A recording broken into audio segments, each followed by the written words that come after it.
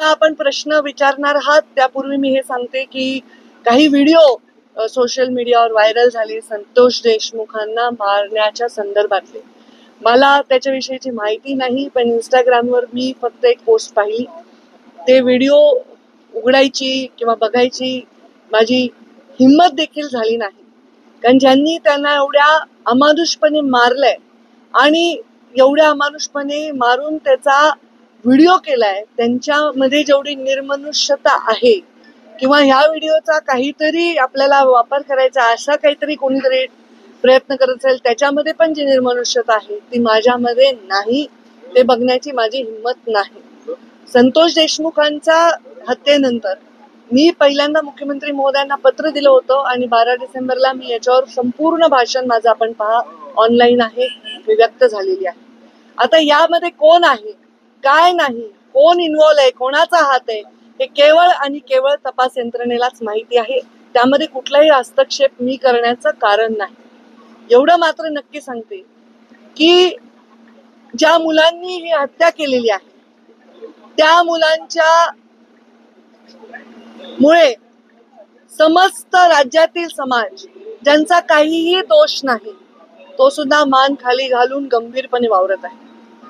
खरं तर त्या समाजाची जी मुलं आणि ज्याची हत्या झाली त्याची एवढी निर्घृण हत्या झाली, त्यामुळे तो समाज एका आक्रोशात वावरत आहे.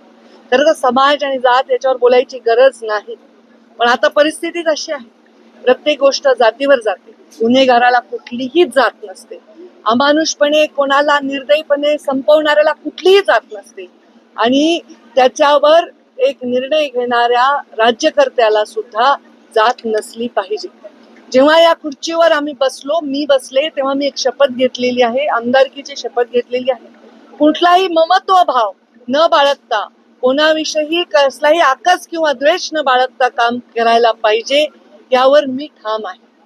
संतोष देशमुखांच्या झालेल्या निर्घृण हत्येवर निषेध व्यक्त करताना मी मनापासून क्षमा मागते त्याच्या आईची, कारण ज्या मुलांनी ही निर्घृण हत्या केली आहे ते माझ्या पदरात असते, माझ्या पोटचे असते, तरी मी हेच म्हणले असते की त्यांना कडक शासन करा. याच्या पलीकडे कोणताही राजकीय नेता, एखादं व्यक्तिमत्व कोणीही भाष्य करू शकणार नाही. आज अजून एक तुमचा एकदम उतावळेपणा येतोय की मी काय गंभीर बोलते याच्याकडे दुर्लक्ष करू, तर धनंजय मुंडेंचा राजीनामा झालाय. मी त्याचंही स्वागत करते. हा राजीनामा फार आधी व्हायला पाहिजे होता. हा राजीनामापेक्षा शपथच नाही व्हायला पाहिजे होती. तर या सगळ्या गोष्टींना, पुढच्या भोगांना कदाचित सामोरं जावं लागलं नसतं.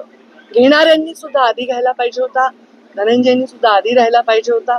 या सगळ्या वेदनांपासून कदाचित गरिमामय त्याला एक मार्ग मिळाला असता. त्यांनी सांगितलं असेल, मला माहित नाही त्यांचं स्टेटमेंट काय आहे. मी त्याच्यापेक्षा लहान बहीण आहे आणि बहीण असली तरी आम्ही वेगळ्या वेगळ्या पक्षात काम केलं होतं, पण कोणत्याही आईला, बहिणीला, परिवाराला वाटत नाही आपल्या परिवाराच्या सदस्याला या दुःखातून जावं लागेल. पण जेव्हा आपण खुर्चीवर बसून विचार करत असतो तेव्हा आपण राज्याच्या प्रत्येकाचा सारखा विचार केला पाहिजे.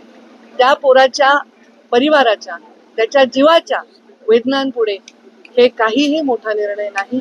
त्यांनी तो घेतलाय, ते योग्यच केलेलं आहे. मला वाटतं देर आहे दुरुस्त आहे. थँक्यू ताई.